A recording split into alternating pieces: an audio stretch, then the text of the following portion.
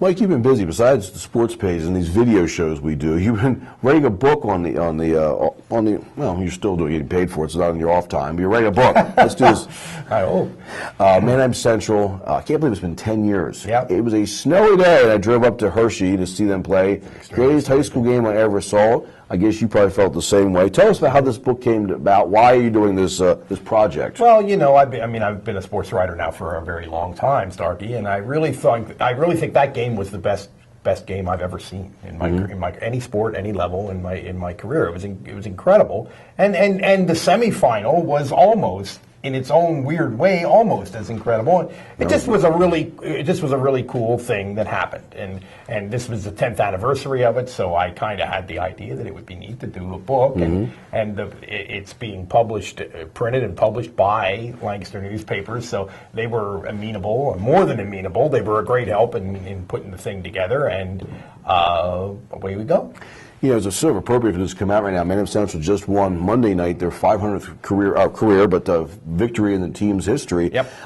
Anything as you're putting the book together that surprised you, or any tidbits you learned along the way that were new to you? Many little things. I mean, I interviewed, I think, 25 people for the book. I interviewed almost every one of the seniors on that team, and every single one of them told me something that I didn't have before and that nobody else told me. You know what I mean? I was amazed by that, because so many times, like covering Penn State, it's like, I got no idea what to ask these kids, you know, but with these guys, they were great interviews, and there was lots of stuff. In fact, there's an entire chapter in the book about Mike Williams, Manheim Central's coach, as a decision maker, and some of the things that have gone through his head, and how his heart kind of trumped his mind a few times over the years, kind of in the history of Manheim Central.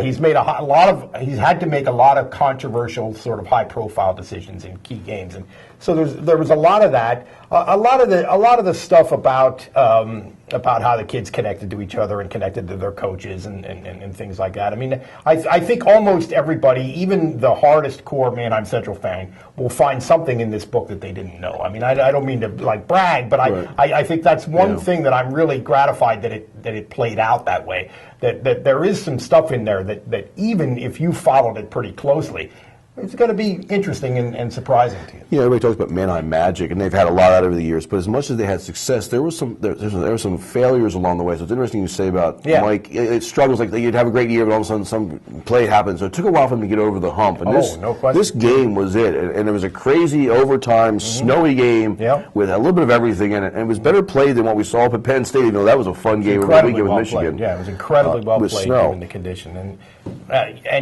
the semifinal game against Strathaven, which really was kind of the over-the-hump game, was almost, as I said, equally amazing. That was a 3-0 victory. The state final was 39-38 in double overtime, which is really pretty cool. So how do we get this book? Well, you can call Lancaster newspapers. The number is 291-8811. That's sort of the main number, and they'll direct you in the right. There's a number of retailers in Manheim, including Long & Ecker's hardware store, the Twin Kiss in Manheim. I love the Twin Kiss. You're going to be able to order it online. There's going to be a number of bookstores where it's going to be available, including, I forgot about this, Five Stone Bookstore at the Lebanon Valley Mall is going to carry the book too. So if you, and also there's going to be an online component, LancasterOnline.com.